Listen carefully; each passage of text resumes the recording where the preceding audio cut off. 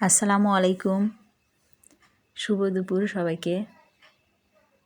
আজকে এই যে পাঁচমিশালি ডাল দিয়ে খিচুড়ি রান্না চলছে। সব কিছু মশলা দিয়ে মাখিয়ে চড়িয়ে দিলাম।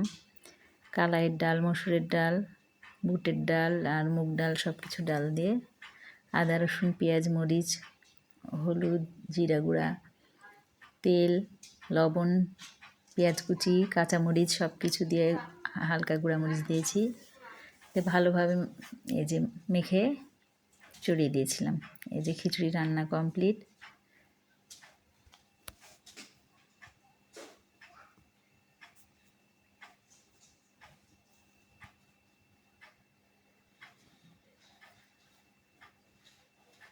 অনেক মজা হয় সব রকম ডাল দিয়ে খিচুড়ি রান্না করলে।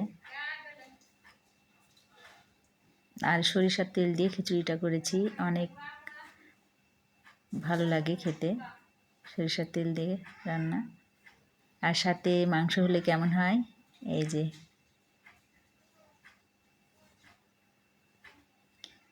মাংস আর খিচুড়ি।